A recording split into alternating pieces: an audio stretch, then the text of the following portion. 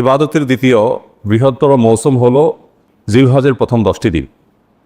আকারে আয়তনে ইবাদতের সবচেয়ে বড় মৌসুম হলো রমজান মাস, 30 দিন ব্যাপী যে মৌসুম। সে মৌসুম সম্পর্কে আমরা সবাই কম জানি বেশি জানি। যে মানুষ ইসলামকে খুব বেশি গায়ে মাখতে চান না, তিনিও রমজান মাসে একটু হলেও ইবাদত করার চেষ্টা করে। কথিত আছে শয়তান টুপি পরে, অর্থাৎ খারাপ মানুষটাও রমজান মাস আসলে একটু হলেও ভালো কাজ করার চেষ্টা করে, কারণ আমরা জানি রমজান ইবাদতের মাস। কিন্তু খুবই আফসোসের বিষয় হলো যে আমাদের এই দেশের মানুষ, বিশেষ করে সাবকন্টিনেন্টের মানুষ, আমরা জিলহজের প্রথম দশকের তাৎপর্য এবং গুরুত্ব সম্পর্কে জানি না বললেই চলে। এই কথাগুলো বারবার বলা দরকার। আমি আপনাদেরকে উদাত্ত আহ্বান জানাতে চাই, আপনারা এই কথাগুলোর ফেরিওয়ালা হয়ে যাবেন, এই কথাগুলো অন্যের কাছে পৌঁছে দিবেন।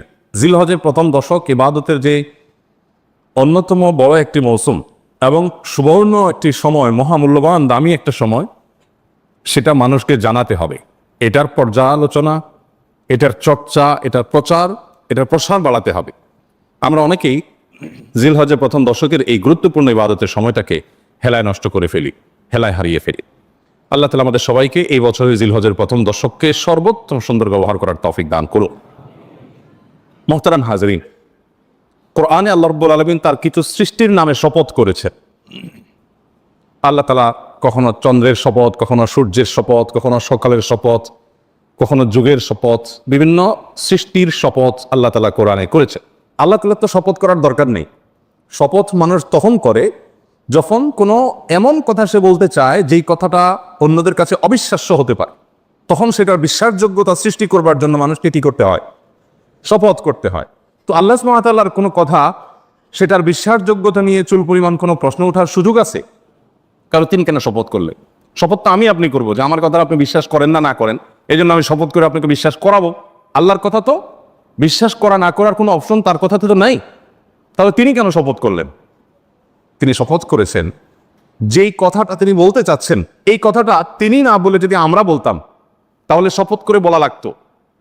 এরকম সিরিয়াস বিষয়, এরকম গুরুত্বপূর্ণ বিষয়, সেই কথাটা বোঝাবার জন্য আল্লাহ তাআলা শপথ করে।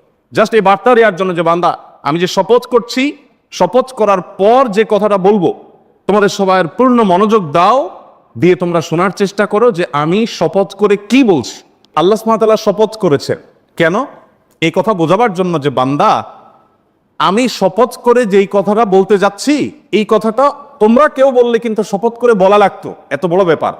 অতএব তোমরা বোঝার চেষ্টা করো যে শপথ করে বলা জিনিসটা আর সাধারণ বলা জিনিস একরকম না, এটার গুরুত্ব অনেক বেশি। এই গুরুত্ব বোঝাবার জন্য আল্লাহ শপথ করেন, বিশ্বাসযোগ্যতা সৃষ্টি করবার জন্য আল্লাহ তাআলা শপথ করেন না। কারণ আল্লাহ তাআলা বিশ্বাসযোগ্যতা সৃষ্টি করার দরকার নাই। এখন আল্লাহ তাআলা যে সৃষ্টিগুলোর নামে শপথ করেন, সেটার বৈশিষ্ট্যটা কি, সেটার তাৎপর্যটা কি? সেটার তাৎপর্য হলো, আল্লাহ কোন সৃষ্টির নামে শপথ করার মানে হলো এই সৃষ্টিটা মহৎ, বিশাল, এটা অনেক বড়, এটা বোঝান আল্লাহ তাআলা। যেমন আল্লাহ রাব্বুল আলামিন ফজরের শপথ করেছেন, ওয়াল ফজর, এবং ফজরের শপথ, তার মানে অন্য নামাজের থেকে এই নামাজের আলাদা তাৎপর্য আছে, এই জন্য আল্লাহ এটার নামে শপথ করেছেন। আল্লাহ সুবহানাহু ওয়া তাআলা শপথ করেছেন ওয়াস-সুবহ, সকালের শপথ, ভোরের শপথ, প্রভাতের শপথ। এর মানে অন্য সব সময়ের চাইতে এই প্রভাতের সময়টার একটা আলাদা তাৎপর্য আল্লাহর কাছে আছে। তো আল্লাহ তাআলা এরকম একটা শপথ করেছেন, ওয়াল ফাজরি ওয়া লায়ালিন আশর, ফজরের শপথ এবং 10টি রাতের শপথ। সূরা ফজর আয়াত নম্বর 2। এখানে আল্লাহ রাব্বুল আলামিন 10টি রাতের শপথ যে করেছেন, এটা কোন রাত? আমরা তো ফজিলতপূর্ণ রাত হিসাবে রমজানের শেষ দশকের রাতগুলোকে জানি, তাই না? ওইগুলো ছাড়াও আল্লাহ রাব্বুল আলামিন এই আয়াতে যে শপথ করেছেন, সেটা কিন্তু সেই দশক নয়। এই আয়াতের তাফসীর সম্পর্কে গোটা পৃথিবীতে আল্লাহর কালাম, আল্লাহর নবীর পরে সবচেয়ে বেশি বুঝছেন কে? আল্লাহ নবী সাল্লাল্লাহু আলাইহি সাল্লামের পরে কোরআনের ব্যাখ্যা সবচেয়ে ভালো বুঝতেন কে? আব্দুল্লাহ ইবনে আব্বাস রাদিয়াল্লাহু তাআলা আনহু। কেন ভালো বুঝতেন? কারণ নবী করিম সাল্লাল্লাহু আলাইহি সাল্লাম নিজে তার জন্য দোয়া করছেন, আল্লাহুম্মা আল্লিমহুল কিতাব আল্লিমহুত তাওয়িল। আল্লাহ, এই ছেলেটাকে আপনি কোরআনের ব্যাখ্যার জ্ঞান দিয়ে দেন। আল্লাহ এমন দাওয়া দিয়েছেন যে ওনার ব্যাখ্যা ছাড়া কোরআন বোঝা এটা খুব টাফ। তো তিনি আব্দুল্লাহ ইবনে আব্বাস রাদিয়াল্লাহু তাআলা আনহু, তাফসীর ইবনে কাসিরে আসছে, তিনি ওয়ালায়ালিন আশর এর ব্যাখ্যায় বলেছেন যে 10টি রাতের শপথ আল্লাহ এখানে করে বোঝাতে চেয়েছেন জিলহজের প্রথম 10টি রাতকে। সেটা শুরু হচ্ছে সামনের এই সোমবার কিংবা মঙ্গলবার থেকে। এই 10টি রাতের শপথ আল্লাহ রাব্বুল আলামিন করেছেন। তাহলে আমরা কি বার্তা পেলাম? যে এই 10টি রাতের তাৎপর্য আল্লাহর কাছে এত বেশি যে আল্লাহর হাজার হাজার লক্ষ লক্ষ সৃষ্টির মধ্যে এই 10টি রাতের নামে শপথ করার মানে হলো এটা অন্য যে কোনো সৃষ্টি বা যে কোনো সময়ের চাইতে অনেক বেশি গুরুত্বপূর্ণ। তাহলে একটা মর্যাদা আমরা বুঝতে পারলাম। আমরা কি সেই মর্যাদাটা দেই রমজানের এই জিলহজের প্রথম 10 দিনকে? জিলহজের প্রথম 10 দিন আসলে আমরা সাধারণত এটাকে 2টা কাজের সময় বা মৌসুম মনে করি। এক কোরবানি, আরেকটা হলো হজ। জিলহজ মাস এর চাঁদ দেখা গেছে, সাথে সাথে পত্রিকাগুলোর নিউজ হয় কি গতকাল বাংলাদেশে আকাশে চাঁদ দেখা গেছে, জাতীয় চাঁদ দেখা কমিটির বৈঠকে এই ঘোষণা বা সিদ্ধান্ত গৃহীত হয়েছে। অতএব আগামী অমুক তারিখ পবিত্র ঈদুল আজহা, গোসল খাইতে পারবেন আপনারা অমুক তারিখে, সুসংবাদ গ্রহণ করেন। এই হলো নিউজের সামারি, তাই না? অথচ নিউজ হওয়া দরকার ছিল কি জিলহজের চাঁদ দেখা গেছে গতকাল, এর মধ্য দিয়ে মুসলমানদের জন্য ইবাদতের একটা মৌসুম শুরু হলো। বহুবিধ আমল করে মুসলমানরা এই দশককে উদযাপন করেন, পালন করেন এবং এই দশককে অর্থবহ করে তোলার চেষ্টা করেন। এ হলো আমাদের সমাজের বাস্তবতা উঠে আসবে, তাই না? এখন জিলহজে চাঁদ উঠলে আমাদের মাথায় আসে, আমাদের স্মৃতিতে আসে গরুর ছবি আর ছাগলের ছবি, ঠিক না ঠিক বলেন? কোরআনের পাতা, তসবির দানা, জায়নামাজ, দোয়া, চোখের পানি, এই স্মৃতিগুলো কি আমাদের মাথায় ভাসে? তার মানে কি আমরা সঠিক জায়গায় আছি? জিলহজের প্রথম দশকের চাঁদ উঠার সঙ্গে সঙ্গে আমার স্মৃতিতে যা ভাসা উচিত তা কি ভাসছে? ভাসছে যেটা, সেটা ঠিক আছে, কিন্তু শুধু সেটা ভাষাটা ভুল। জিলহজের প্রথম দশকের চাঁদ ওঠা মানি হলো দাঁতে কচমচ করা গোশত খাবো। কেন গোশত খাবেন? ভালো কথা। গোশত খাওয়ার আগে কাজ করেন, কাজ না করে খাবেন কোত্থেকে? আল্লাহ, কখনো কখনো আল্লাহর বান্দাদের থেকে আল্লাহ এমন এমন কথা বলায় নেন যেটা আসলে ইমান জায়গা নিয়ে। গত কয়েকদিন আগে আমার মা বেড়াতে আসছেন, উনি একটা কথা বললেন। সকাল নাস্তা করতে করতে 10টা 11টা বেজে গেছে। নাস্তা করার পর আবার একটু পরে জোহর পরে দুপুরে খানা খেতে বসলাম আমরা। তো আম্মা হঠাৎ করে বললেন যে বাবা, নাস্তা খাওয়ার পর থেকে দুপুরে খাইতে বসলাম, একটু আগে নাস্তা খেলাম, এখন আবার ভাত খাইতে বসলাম। এর মধ্যে কি এমন কাজ করছি যে আমি আবার ভাত খাওয়ার উপযুক্ত হয়েছি? নাস্তা খাইছি কেন? শরীরে এনার্জি তৈরি করছি, এই জন্যই তো। এই এনার্জি দিয়ে আল্লাহর কি ইবাদত করছি যে আল্লাহর একটা নাম তখন খাইতে বসছি? কোন মুখে? আগে যেটা খেয়েছি সেটার একটা হক আদায় করবো, কিছু ভালো কাজ তো করবো, তারপরে না আবার এনার্জির জন্য আমি খাওয়া দাওয়া করবো। আগেরটা করছি করে এখন আবারটা খেতে বসছি, মাঝখানে আমার অ্যাচিভমেন্টটা কি, অর্জনটা কি? আমি চিন্তা করলাম যে কত বড় কথা।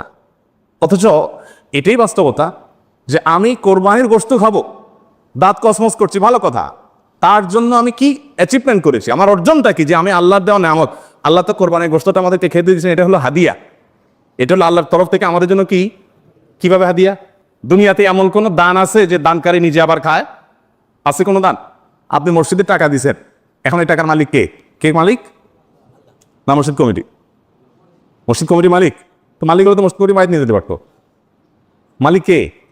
আল্লাহ। আমরা মসজিদে টাকা দেওয়ার মানে হলো আল্লাহ আপনাকে খুশি করার জন্য দিলাম। আপনাকে তো ডাইরেক্ট দেওয়ার সুযোগ নাই, আপনার ঘরে আমি দিলাম, এটা আপনাকে দিলাম, বিনিময়ে আবার আপনার কাছ থেকে নেব। তাহলে আল্লাহর সাথে গিভ এন্ড টেক হচ্ছে, তাই না? মসজিদ কমিটি শুধুমাত্র সেটার আল্লাহর প্রতিনিধি হিসাবে সেটা ইউটিলাইজ করেন, কিন্তু মালিক কে? এই জন্য কোনো লোক যদি মসজিদে দান করে, মাদ্রাসায় দান করে, কোনো গরিবকে দান করে আবার দানের কোনো ধাপ দেখায়, তাহলে তার দান আল্লাহ গ্রহণ করেন না। কেন গ্রহণ করেন না? কারণ তুমি তো আমাকে দাও নাই, তুমি সেখানে দিয়ে ভাব ধরেছো যে এটা তো আমার দান, আমার দেওয়া, এবং সেটার ফিডব্যাক তুমি আশা করছো। তাহলে আমার কাছে তুমি আর আশা করতে পারো না। আমার জন্য দিয়ে থাকলে শুধু আমার কাছে আশা করবা, আর কারোর কাছে কিছু আশা করবা না। তো আল্লাহ রাব্বুল আলামিনের দান, আল্লাহর জন্য দেওয়া, যত অপশন আছে আপনি দেখেন। আপনি একটা গরিবকে কিছু টাকা দিলেন, দেওয়ার পর আবার সেটা আপনি ফেরত দিতে পারেন না? তার হয়ে যায়। মসজিদে দিয়ে দিয়েছেন, মসজিদের হয়ে গেছে। মাদ্রাসা দিয়ে দিয়েছেন, মাদ্রাসার হয়ে গেছে। যত দান আছে দেওয়ার পরে সেটা নেওয়ার সুযোগ আছে। একটা দান শুধু আছে, একটা দান, সেটা হলো কোরবানি। যে দান করার সময় আপনি বলছেন বিসমিল্লাহ আল্লাহু আকবার, আল্লাহুম্মা মিনকা ওয়া লাক, আল্লাহ এই পশু আপনার থেকেই পাইছি, আবার আপনার উদ্দেশ্যে এটা আমি জবাই করে দিছি, এর কোনো কিছু আমার আশা নাই, আমি আপনার উদ্দেশ্যে দিয়ে দিছি। এটা আমি নিজের বাসায় গোশত কিনতে হয় সেজন্য জবাই করি নাই, আমি আপনার নির্দেশ পালনার্থে জবাই করেছি। তাহলে এই গোশতগুলো মূলত আমাদের কাছে আর ফিরে আসার কথা? এটা তো সব আল্লাহর পক্ষ থেকে গরিবদেরকে দান করার কথা, তাই না? কিন্তু না, আল্লাহ কোরআনে বলছেন ফাকুলু মিনহা, কোরবানির গোশত থেকে তোমরাও খাও, তোমরাও খাও। আর ওয়াতআমুল কানি ওয়াল মুতার, যাদের আছে আত্মীয় স্বজন তাদেরকেও দাও, প্রতিবেশীদেরকেও দাও, আবার অভাবী মানুষদেরকেও দাও। তার কি দাঁড়ালো? কোরবানির এই গোশতটা আমি জবাই করার সাথে সাথে এটা আল্লাহর জন্য করে দিয়েছি, বাট আল্লাহ বলছে মান্দা ওকে আমি পাইছি, এখন তোমাকে আবার একটু খেতে দিলাম। তাহলে দানের জিনিসটা আবার আমি পাচ্ছি, এটা আল্লাহর দান না? তো আল্লাহর দানটা পাওয়ার জন্য কি উপযুক্ততা তৈরি করছেন আপনি? আমাদের এই প্রশ্ন বিবেকে জাগা উচিত যে আমি কি উপযুক্ত তৈরি করেছি। এই জিলহজের প্রথম 10টি দিন ইবাদত বন্দিগি করার মাধ্যমে আল্লাহর সেই উপঢৌকন পাওয়ার উপযুক্ততা আমার মধ্যে তৈরি হলো। আমি শুধুমাত্র পানি সেচার সময় নাই, মাছ ধরার সময় আজ রয়ে গেলাম, 10 দিন ইবাদত বন্দি করার খবর নাই, ঈদের সময় দাঁত কসকস করে গোস্ত খাইতে বসে গেলাম, এটা হতে পারে না। দেখেন, ইসলামের সৌন্দর্যের একটা দিক হলো এটি যে আপনি রমাদান জুড়ে ইবাদত করবেন, সারা রমাদান জুড়ে পরিশ্রম করবে। এরপর আল্লাহ তাআলা বলেন, বান্দা জান্নাতের আনন্দ তো পরে, নগদ তোমাকে একটা ঈদ দিলাম, আনন্দ করো। বলেন ঈদের আনন্দের যে নির্মলতা, ঈদের আনন্দের যে আপনার অনুভূতি, এই অনুভবটা অন্য কোনো আনন্দে পাওয়া যায়? পাওয়া যায়। মানুষ ঈদের বিকল্প দাঁড় করানোর জন্য বহু চেষ্টা করে, অমুক দিবস তমুক দিবস, হান তান, কিন্তু কোনোটাতেই আসলে ঈদের জায়গাটা কখনো পূরণ করা যায় সম্ভব না। আল্লাহ তাআলা নিজে বান্দাকে অলৌকিক এক আনন্দ দেন, লৌকিক কোনো আনন্দ না। এখানে এই আনন্দটা ভেতর থেকে আসে, গরিব ধনী সবার মধ্যে আসে। এটা যে দিচ্ছেন আল্লাহ তাআলা, তার জন্য আগে একটা ইবাদতের মৌসুম রেখেছেন। রমাদানের 30 দিনের মৌসুম, আজ এই ঈদুল আজহাতে 10 দিনের মৌসুম। এই পুরো সময় ইবাদত বন্দী করবেন, এরপর আপনি ঈদ উদযাপন করার জন্য নিজেকে উপযুক্ত হিসাবে আশা করতে পারেন। আল্লাহ আমাদেরকে তৌফিক দান করুন। নবী করিম সাল্লাল্লাহু আলাইহি সাল্লাম বলেছেন, মা মিন আইয়ামিন আল আমালুস সালিহু ফীহিন্না আহাব্বু ইলাল্লাহ মিন হাদিহিল আইয়াম। জিলহজের এই 10টা দিনের ইবাদত করলে আল্লাহ তাআলার কাছে এটা যত প্রিয় হয়, অন্য কোনো সময় ইবাদতে আল্লাহ তাআলার কাছে এত প্রিয় না। অনেক উলামায়ে কেরামের ব্যাখ্যা বলেছেন যে রমজানের শেষ দশক তো অনেক বেশি মর্যাদাবান, তো বলেছেন যে রমজানের শেষ দশকের রাতগুলো মর্যাদাবান, আর এই দশকের দিনগুলো বেশি মর্যাদাবান, আর অল ওভার রাত দিন দুইটারই মর্যাদা আছে এই মৌসুমের কারণে। আচ্ছা, এখন আল্লাহর কাছে এই দশকের ইবাদত অন্য দশকের বা অন্য যে কোনো সময়ের ইবাদতের চেয়ে বেশি গুরুত্বপূর্ণ। আল্লাহ বেশি খুশি হন এই সময় ইবাদত করলে বান্দা। সাহাবীরা জিজ্ঞাসা করলেন, ওয়ালাল জিহাদু ফি সাবিলিল্লাহ, হে আল্লাহর রাসূল, অন্য সময় কেউ আল্লাহর রাহে জিহাদ করলো, জিহাদ করলো মানে জীবন দান করার জন্য প্রস্তুতি নিল, সে ওইটা আল্লাহকে সমর্পণ করে দিল গোটা জীবনটাই, তার মর্যাদাও কি এই সময় ইবাদতের চাইতে বেশি না? তখন নবী সাল্লাল্লাহু আলাইহি ওয়াসাল্লাম বললেন, না, ওয়ালাল জিহাদু ফি সাবিলিল্লাহ, অন্য সময় জিহাদ করলেও এই সময় ইবাদতের সমান হয় না। তবে যদি অন্য সময় কেউ জিহাদে যে তার জীবন তার সম্পদ যা নিয়ে গেছে সব বিলীন করে উৎসর্গ করে দেয় আল্লাহকে খুশি করার জন্য, তার মর্যাদা সবকিছুর ঊর্ধ্বে, সেই মুজাহিদের কথা ভিন্ন। বাকি সাধারণ জিহাদের চাইতেও এই দশকের ইবাদতের মর্যাদা আল্লাহর কাছে অনেক বেশি। ভাইরা আমার, আমি খুব আকুতি করি সব জায়গায় সব সময় যে এই দশকের ইবাদত আমরা সাবকন্টিনেন্টের মানুষ আমরা জানি না। আমাদের মানুষকে জানাতে হবে, জানাবার জন্য কিছু কাজ করতে হবে। সাহাবীদের কেউ কেউ এই দশক শুরু হলে এই দশকের 10টা স্পেশাল আমল আছে, এই আমলগুলো করবার জন্য কেউ কেউ বাজারে চলে যেতেন, উদ্দেশ্য অন্যদেরকে জানান। তো সেই দশকের আমলগুলো আমরা করবো তো ইনশাআল্লাহ। আমি সংক্ষেপে বলছি আমলগুলো কি কি। নাম্বার 1, আল্লাহকে বেশি বেশি স্মরণ করা, জিকির করা। আল্লাহ সুবহানাহু ওয়া তাআলা কোরআনে কারীমে বলেছেন, উযকুরুল্লাহ ফি আইয়ামিন মা'দুদাত, নির্দিষ্ট দিনগুলোতে তোমরা আল্লাহর জিকির করো, বেশি বেশি স্মরণ করো, আল্লাহর স্মরণটা বেশি বেশি হবে। এখন স্মার্টফোন, এটার এঙ্গেজমেন্ট আমাদেরকে আল্লাহর স্মরণ তো পরের কথা, দুনিয়ার অন্য কোনো কিছু স্মরণ করতে দেয় না।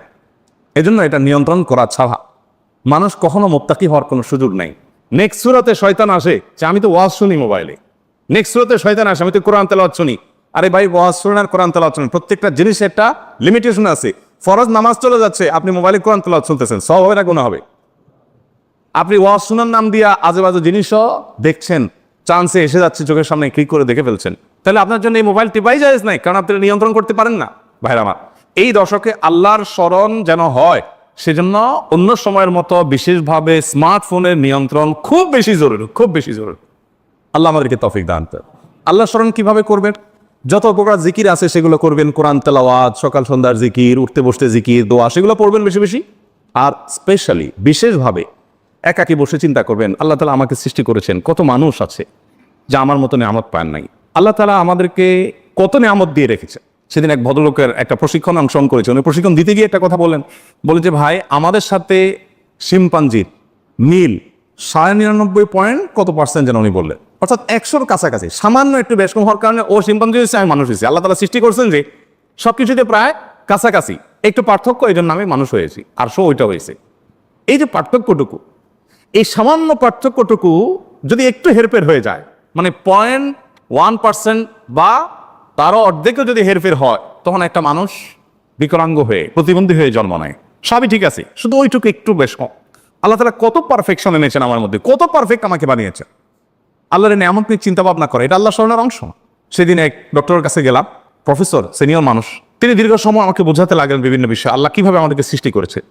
আমি তো সায়েন্সের ছাত্র না, মুগ্ধ হয়ে গেলাম শুনে, সুবহানাল্লাহ, কিভাবে সম্ভব? আমরা যে খাবার গ্রহণ করি, সেগুলো কতগুলো ধাপে মল হয়ে মূত্র হয়ে আমাদের শরীর থেকে বের হয়। তার আগের ধাপগুলো কি, কিভাবে এগুলো আল্লাহ রাব্বুল আলামিন এইভাবে সেট করলো, এটা এইভাবে কাকতালীয়ভাবে হতে পারে না কোনো পরিকল্পনা ছাড়া। মলদার সম্পর্কে বললেন যে মলদার নিচে, এখানে আল্লাহ যদি পিঠে দিয়ে দিতেন, বুকে দিয়ে দিতেন, তাহলে আপনি কিভাবে আপনার শরীরের আবর্জনাগুলো বের করতেন, কত কঠিন হতো। পারফেক্ট জায়গা আল্লাহ সেট করেছেন। আবার সেটাকে এমনভাবে আল্লাহ তাআলা তৈরি করেছেন যে মলমূত্র এমনিতে বের হয়ে যায় না, ওটা বন্ধ থাকে। আবার যাতে বের হওয়া সহজ হয় তার জন্য পানি যতটুকু প্রয়োজন মলের সাথে ততটুকু দেওয়া হয়, আঠালো পদার্থ তৈরি হওয়ার ব্যবস্থা করা হয়, না হলে এটা ছিঁড়ে যাবে, ফেটে যাবে। মানে কত কিছু যে আছে, প্রায় 2.5 ঘন্টা। আমি একটা রোগী, আমাকে উনি 2.5 ঘন্টা সময় দিলে, অবশ্য রাতে অন্য রোগী ছিল না, কেউ, সব শেষ রোগী ছিলাম আমরা। 2.5 ঘন্টা উনি আমাকে বুঝালেন এবং আমি মুগ্ধ হয়ে গেলাম, সব ভুলে গেছি আমি কাজ কাম বাদ দিয়ে। সুবহানাল্লাহ। বললো যে ভাই, আল্লাহ তাআলা কি নিয়ামত আপনার ভিতর দিয়ে রাখছে, আপনি এটা বুঝেন তো আপনার কপাল সিজদায় অবনত এমনিতে হয়ে যাবে। তো আল্লাহর স্মরণের অংশ হিসাবে এগুলো, যে আল্লাহর কুদরত নিয়ে চিন্তা করা। আর সব বাদ দেন, আল্লাহ আমাকে হাত পা সুস্থ রেখেছেন, কত মানুষ অসুস্থ, কত মানুষ বিভিন্নভাবে আক্রান্ত। গত শুক্রবারের আগের শুক্রবার এই মসজিদে আশেপাশে বোধহয় হাউজিংয়ে থাকেন কোন এক ভাই এসে আমাকে চোখের পানি মুছতে মুছতে বললেন, ভাই 6,000 টাকা আছে আপনার মসজিদ কমপ্লেক্সের জন্য, সরি 8,000 টাকা আছে, এটা টাকাগুলো নেন। তো আমি নিয়ে আমাদের সহকারীকে দিলাম। বদলে বললেন যে আমার একটা ছেলে ছিল, সে ব্যাংকে বোধহয় টাকা জমাইছে বা কেউ দিছে, সেখান থেকে সে বলছে এটা আমি মসজিদ কমপ্লেক্সে দেবো ওনাদের। তো 7,000 টাকার সাথে আমি 1,000 যোগ করলাম, এটা আপনি নেন। তো ছেলে কি হয়েছে, ও বলে যে ছেলে আপনার হাতে দিতে চাইছে কিন্তু সে হাসপাতালে বেডে শুয়ে আছে। হাসপাতালে বেডে শুয়ে আছে ছেলেটা, কি হয়েছে তার? বলে যে ক্যান্সার আক্রান্ত। ক্যান্সার আক্রান্ত, 6 বছরের বাচ্চা, এবং সে লাস্ট স্টেজে আছে, শুধু মৃত্যুর জন্য অপেক্ষা করছি আমরা। তো আমার খুব খারাপ লাগলো, বললাম যে ছেলেকে দেখতে যাবো। পরের দিন গেলাম হাসপাতাল, আলমারা হাসপাতালে গেলাম। হাসপাতালে যাওয়ার পর যে দৃশ্য দেখলাম আমি, ছেলেটা মারা গেছে কয়েকদিন আগে। এই এলাকার মহল্লার মানুষ উনি এখানকার। তো সে দৃশ্য দেখে আমার সাথে আরো একজন গেছেন, যারা গেছেন কেউ নিজেকে ঠিক রাখতে পারেন নাই, প্রত্যেকটা মানুষ কাঁদছিলেন। এত কষ্ট হচ্ছে বাচ্চাটার, মানে দেখার মতো কোনো দৃশ্য না। 6 বছরের একটা বাচ্চা, কত বড় পরীক্ষা মা বাবার জন্য। আল্লাহ তাআলা আপনার বাচ্চাকে খুশি রাখছেন, ভালো রাখছেন, আপনি জুমা পড়ে গিয়ে বাচ্চাকে পারলে চুমু খাবেন, তাকে কোলে নিবেন, তাকে পাশে বসিয়ে আপনি খাবার খাবেন, খাবার তুলে দিবেন, বিকালে হয়তো ঘুরতে যাবেন, হয়তো তার পরীক্ষা আছে, কালকে পড়ালেখা আছে, তাকে পরামর্শ দিবে। আল্লাহ আপনাকে কত সুন্দর একটা সাস্টেইন, কত সুন্দর একটা আপনার কি বলে এটাকে, ভারসাম্যপূর্ণ স্বাভাবিক একটা অবস্থা দিয়েছেন। এইরকম নিয়ামত যদি আপনি খোঁজেন, তো একটা ডায়েরি নিয়ে বসলে ডায়েরির পাতা শেষ হয়ে যাবে, কিন্তু আল্লাহ নিয়ামত লিখে শেষ করতে পারবেন না। একজন তার স্কিনের সামান্য একটু সমস্যা হয়েছে, জটিল কিছু নাই, স্কিনে মাত্র, বডির উপরে, এইটুকুর জন্য তার জীবন দুর্বিষহ হয়ে যাচ্ছে। হাসপাতালে যায় দেখেন কি নির্মম দৃশ্য, কি মর্মান্তিক দৃশ্য, তিনি কাতরাচ্ছেন হয়তোবা। আরেকজনের হয়তো সামান্য একটা নখ উপড়ে গেছে, তার ব্যথা কাতরাচ্ছেন। আল্লাহ তার নখগুলো ভালো রেখেছে। আল্লাহ তাআলা এমনি কোরআনে বলেননি, গোটা পৃথিবীর সমস্ত পানিকে যদি কালি বানাও আর সকল গাছকে যদি কলম বানাও এবং লিখতে থাকো আমার নিয়ামত, তোমার গাছ একসময় শেষ হয়ে যাবে, তোমার নদী নালা সমুদ্রের পানি শুকিয়ে শেষ হয়ে যাবে, এরপরে যদি আবার তোমাকে দেওয়া হয় এগুলো ডাবল, সেগুলো শেষ হয়ে যাবে, কিন্তু আমার নিয়ামত লিখে শেষ করতে পারবে না। কেন একজন মানুষ বিপদে আলহামদুলিল্লাহ বলবে? কেন? কি যুক্তি আমাকে বলেন?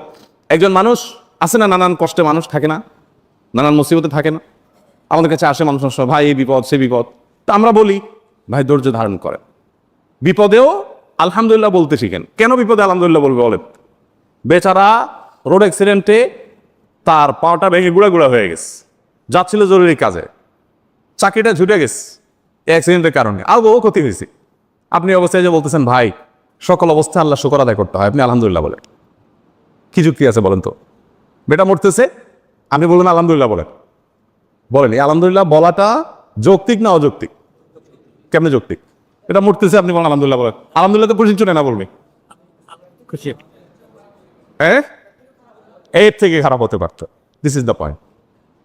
আপনার বাসা চুরি হলো, চোরে যা ছিল ফোন টোন যেগুলো যেগুলো নেওয়ার মতো স্বর্ণ গয়না সব নিয়ে চলে গেছে, ঈদের মধ্যে বাড়িতে গেছেন, সব নিয়ে চলে গেছে।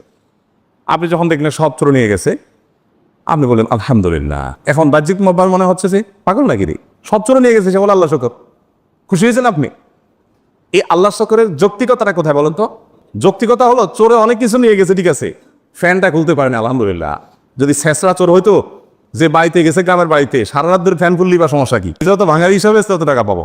আমার খাটগুলো আছে, হাই বাতিলগুলো অন্তত রেখে গেছে, অনেক কিছু রেখে গেছে। অনেক চুরিতে এরকম হয় যে উপরে ছাদ আর নিচে ফ্লোর ছাড়া সব রেখে চলে যায়, এরকম তো হইতে পারতো। আর চুরি না হয়ে যেখানে অগ্নিকাণ্ড হইতো আর আগুনে সব ছাই হয়ে যেত, ভূমিকম্পে সব মাটির নিচে ধসে যেত, তাহলে কি হতে পারতো? তো তার থেকে তো আমি ভালো আছি আলহামদুলিল্লাহ। এই জন্য ইমানদার কখনো দুঃখে থাকতে পারে না। ইমানদার যদি ইমানদার হয়, দুঃখ তাকে স্পর্শ করতে পারে, কারণ সকল দুঃখেই তার কি আছে? সান্ত্বনা। আর বেঈমানের কি? আল্লাহর প্রতি অবিশ্বাসী কোনো সান্ত্বনা আছে? সে কি বলবে? ও স্যাড, শিট, গালিগালাজ করে, অস্থির হয়ে ভাঙচুর করে বেচারা কোনো সান্ত্বনা আছে কপাল পোড়া?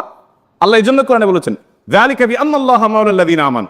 এটাই কারণ যে ইমানদারদের এক অভিভাবক আছেন মহান আল্লাহ, তার সব রাস্তা বন্ধ হয়ে গেছে, সে জানে আসল রাস্তা এখনো ওপেন আছে, তাকে কেউ হারাতে পারে না। শেষ মুহূর্তে পর্যন্ত সে আল্লাহর কাছে সাহায্য চায়।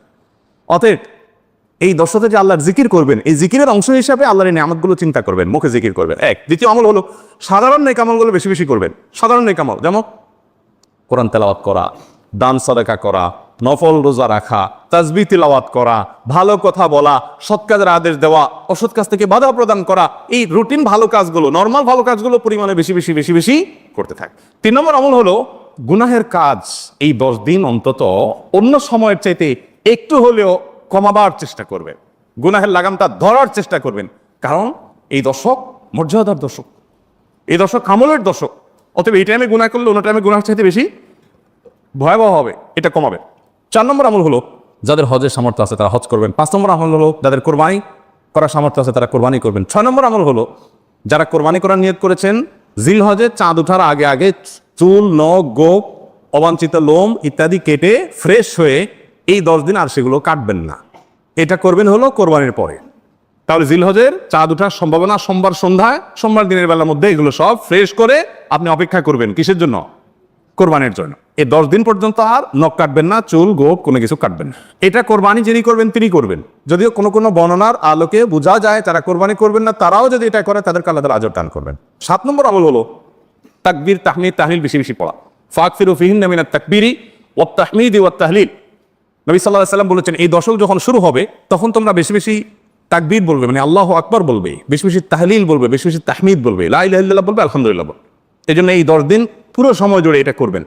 ওই যে বলছিলাম শুরুতে সাহাবীর কথা, একজন সাহাবী এই দশক শুরু হলে বাজারে যেতেন শুধু কি জন্য?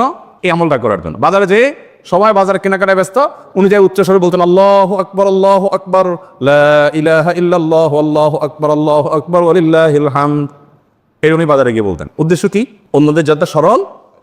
এখন আপনি ভূমিগুলিতে কয়েকটা দোকান আছে অথবা চিটাগাং বাজার আছে, আপনি বাজারে যায়া সবাই কেনাকাটায় খুব সিরিয়াস মুডে আছে, আপনি যাই যদি সেখানে জোরে জোরে বলেন আল্লাহু আকবার, লা ইলাহা ইল্লাল্লাহু আল্লাহু আকবার ওয়া লিল্লাহিল হামদ, কি হবে দৃশ্যটা বলেন তো? এটা আপনি যদি বলেন সবার মধ্যে, অনেক লোক বাজারে মাজারে জমজমাট, আপনি যাই জোরে জোরে এটা বললেন, কি করবে সবাই? সবাই থাকায় বলবে ব্যাপার কি, সমস্যা আছে নি, কোনো অসুস্থতা আছে কিনা বেচারা, এটা না বলবে। ওই যে সবাই যে অসুস্থ, সবার যে ইমানের রোগ, তাকওয়ার রোগ, এই জন্য সুস্থ মানুষকে কি মনে হয়? অসুস্থ মনে হয়। কারণ এটা তো দেখতে অভ্যস্ত না সে। আমি এই জন্য বলি ভাই, এই সুন্নাহটা ওই সাহাবীর সুন্নাহ জিন্দার নিয়তে একটু দোকানে যায়, যা সবাই চা খাচ্ছে একটু একটু চিৎকার করে বলার দরকার, একটু জোরে বলেন যাতে তারা শুনে। যদি দেখেন যে তারা অন্যভাবে তাকাচ্ছে, বুঝতেছে না, পিঠে হাত দিয়ে সুন্দর করে একটা মুচকি হাসি দিয়ে বলেন ভাই এই দর্শকে বেশি বেশি তাকবীর পড়তে হয়, তো এই জন্য আমি একটু জোরে বললাম যাতে আপনার স্মরণ হয়। দেখবেন সেখান থেকে অনেকে বিবেক খুলে গেছে, উনি পড়বে ইনশাআল্লাহ, চেষ্টা করা যাবে ইনশাআল্লাহ। তাহলে তাকবীর তাহমিদ তাহলিল জোরে পড়বে। আমি প্রতি বছর আপনাদেরকে এই কথা শুনাই, এবছরও বলি, সেটা হলো মিডল ইস্টের বিভিন্ন দেশে দেখা যায়, বিশেষ করে সৌদি আরবে, সামাজিক সৌন্দর্য।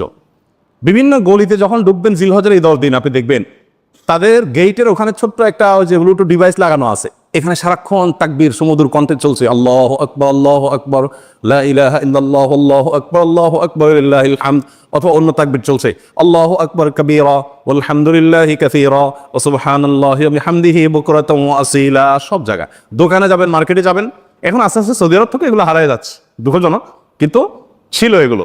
এবং এখন অনেক জায়গায় আছে যে দোকানদার ওই মৃদু কণ্ঠে এটা চালায় রাখছে। আর আমাদের ঈদুল আজহা আসছে, এখন জাগা নাকা গানের চোটে আপনি হাঁটতে পারবেন না কোথাও।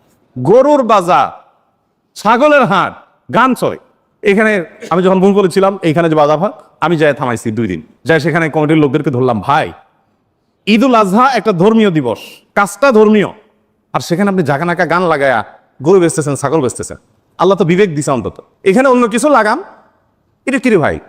আর আপনার গানের অত্যাচারে আশেপাশে মানুষ ঘুমাইতে পারে না, থাকতে পারে না, এটি মানুষ, এগুলো মনুষ্যত্ব তো থাকার কথা না। 2 বার আমি গেছি সরাসরি, এবং যা তাদেরকে অনুরোধ করে হাতে পায়ে ধরে বুঝায় থামাইছি, সারা বাংলাদেশে এই চিত্র, আপনি কয় জায়গায় যাবেন যে জায়গা জায়গা গান চলছে, চলার কথা তাকবীর তাহমিদ তাহলিল। তো আমরা চেষ্টা করবো তো ইনশাল্লাহ তাকবীর তাহমিদ তাহলিল করার, বাচ্চাদেরকে শিখিয়ে দিব।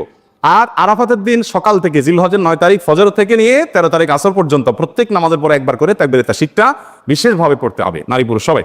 আর 9 নম্বর আমল হলো আরাফাত দিন রোজা রাখবেন। আরাফাত দিন রোজা রাখলে কি লাভ হবে? 1 বছর আগের আর 1 বছর পরের অগ্রিম, পরের বছর যদি বাঁচেন সেটারও ছোটখাটো গুনাহগুলো আল্লাহ তাআলা মাফ করে দিবেন। আর 10 নম্বর আমল হলো ঈদুল আজহার সকল সুন্নতগুলো আদায় করবেন। চেষ্টা করবো তো আমরা ইনশাআল্লাহ। আল্লাহ আমাদের সবাইকে আমলের তৌফিক দান করুন।